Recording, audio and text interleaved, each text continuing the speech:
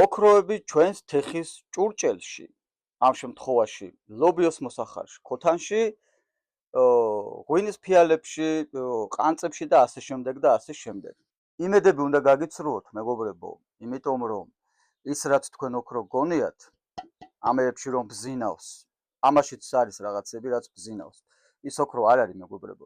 ის არის მეტალები, რომელსაც ქვია მიკა, რომელიც გამოიყურება როგორც თევზის ფარფლი და თუ მოახერხებთ რომ აცალოთ პატარა ციცქნა ნაწილი თითზე დაიდოთ, ნახავთ რომ გამჭვირვალეა და ხშირ შემთხვევაში უბრალოდ მზის რა ქვია სხივების პირდაპირ კონტაქტის დროს უბრალოდ ატარებს მზის სხივს და გვაძლევს თვითონ თიხის ფერს.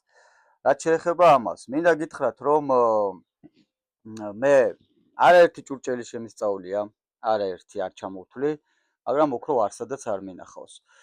შროშა შორვაპანში და ასე შემდეგ რომ თიხაში ამდენი ოქრო იყოს, მეგობრებო, ამეების კეთებით კი არ დაკავდებიან. ოქროს მოპოვებით დაკავდებიან ისევე როგორც სხვა რეგიონებში ჩვენი ქვეყნის.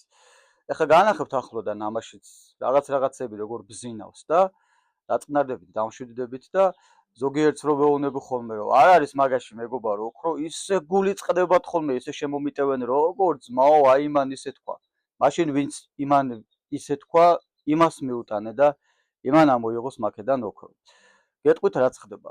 ჩვენს ნიადაგში, ჩვენს მიწაში, გრუნტში ძალიან ბევრი მეტალებია. კარგად იცით ამას, გარკვეული ტემპერატურა ჭირდება იმისთვის რომ გამოიწვას, ეს მეტალებიც მასთან ერთად იწვის და სწორედ ამ დროს იღებს და იძენს აი იმ ბზინვარებას, რომელიც ჩვენ გონია ხოლმე ოქრო.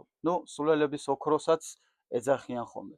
ეხლა გაჩვენოთ კონკრეტულად ეს როგორ ბზინავს. არ გეწყინოთ რა, დამიშვებთ ახლა ამ ვიდეოს გამო. ისე ჯუჯღუნებთ ხოლმე რაღაცაზე რო გეტყვით, არა ძმაო, ეგ არ არის. აუ როგორ არ არის? არ არის, გაიგეთ ბიჭო. ვახ.